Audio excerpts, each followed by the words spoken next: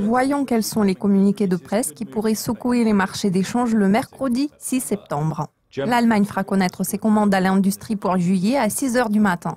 Les commandes ont augmenté plus que prévu en juin. C'était la deuxième augmentation mensuelle consécutive.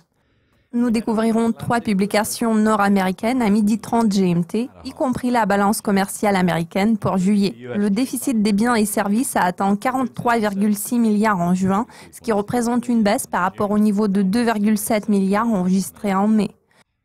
Le Canada fera connaître sa balance commerciale pour juillet à la même heure. Le déficit du commerce de marchandises s'est établi à 3,6 milliards de dollars en juin, ce qui est une forte hausse par rapport au déficit d'1,4 milliard de dollars enregistré en mai. Le rapport canadien sur la productivité du travail au deuxième trimestre est la dernière publication programmée à cette heure-ci. La productivité du travail des entreprises canadiennes a augmenté d'1,4% au premier trimestre, ce qui a été la plus forte augmentation depuis 2014.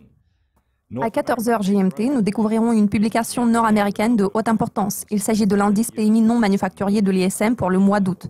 En juillet, l'activité économique dans le secteur non manufacturier a progressé pour le 91e mois consécutif, mais le rythme de croissance a nettement ralenti.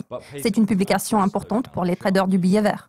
Une publication à fort potentiel d'impact sur le dollar canadien est programmée à la même heure. Il s'agit de la décision sur les taux d'intérêt de la Banque du Canada.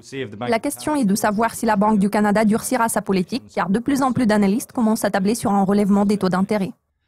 La Réserve fédérale américaine publiera son livre beige à 18h.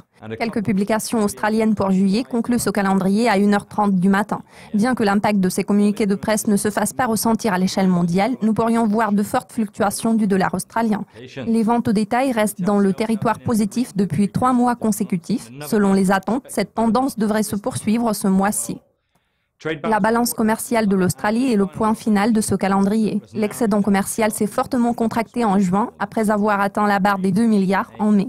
Je suis Jacques Everett, vous avez regardé le calendrier économique de mercredi. Le prochain aperçu portera sur les communiqués de presse clés de jeudi. À très vite.